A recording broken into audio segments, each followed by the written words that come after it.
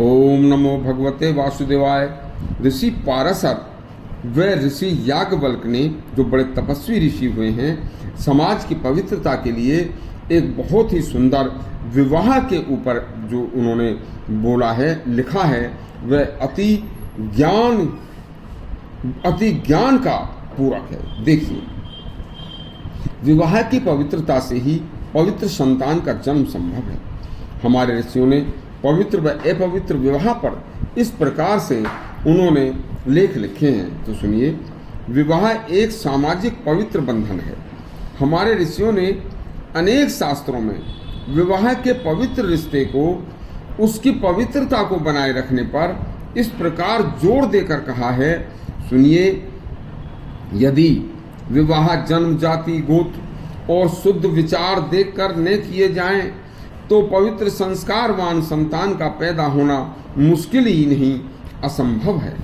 नारद पुराण में अनुलोम विवाह को हर हाल में वर्जित माना है। मेधातिथि ने ब्राह्मण का क्षत्रिय तथा वैश्य से अनुलोम विवाह कभी परिस्थिति विशेष में परिस्थितिवश अपवाद स्वरूप स्वीकार किया है, क्योंकि ब्राह्मण, क्षत्रिय और वैश्य में कुछ समानताएं होती हैं। मेधातिथि ने शूद्रों को हर प्रकार की पूजा अर्चना, शास्त्र, व्याकरण आदि को पढ़ने की स्वतंत्रता दी है, जिससे पढ़कर शूद्र भी शुद्ध पवित्र संतान पैदा कर सकें, सामाजिक ढांचा व्यवस्थित रह सके तथा शास्त्र अध्ययन से शूद्र का शरीर भी, मन भी शुद्ध हो जाता है।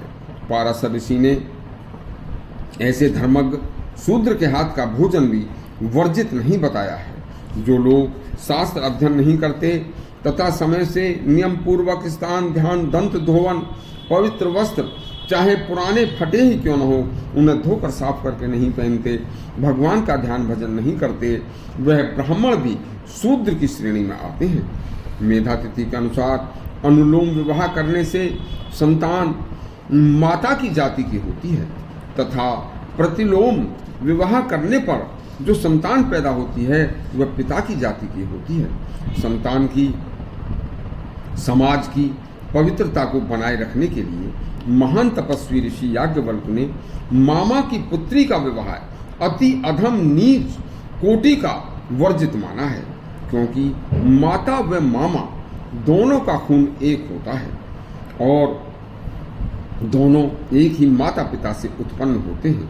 इसलिए भूलकर भी मामा की पुत्री से विवाह नहीं करना चाहिए। दोनों विवाह के ऊपर याज्ञवल्क्य ऋषि ने जोर देकर कहा है कि जाति, धर्म, गोत्र व माता का, नाना नानी तक का पूछकर ही गोत्र से अलग विवाह करना चाहिए, और वह भी अपनी जाति और धर्म को देखकर उसी में करना चाहिए, जिससे संस्कारवान संतान पैदा होगी।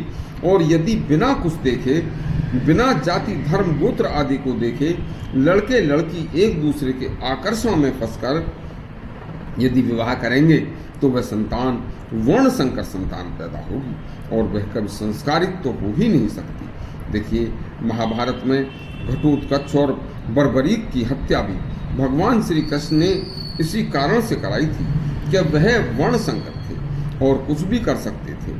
आज का ज़्यादा पढ़ा लिखा समाज धीरे धीरे ये भूलता जा रहा है कि विवाह बंधन, धर्म, गोत्र क्या है। बस आपस में एक दूसरे के प्रति आकर्षण बस, जो कि युवावस्था में होता ही है, उस पर नियंत्रण न रखने के कारण बिना किसी संस्कार के भी एक दूसरे के साथ रहने लगे हैं तथा संस्कारों ने पश्चिम की तथा सरकारों ने भी पश्चिम की देखा देखी इसे मान्यता दे दी है, जो कि बहुत ही दुखद है। इस तरह के एक साथ रहने तथा कोर्ट में किए गए विवाहों के परिणाम बड़े भयंकर होंगे तथा दुखदायी होंगे।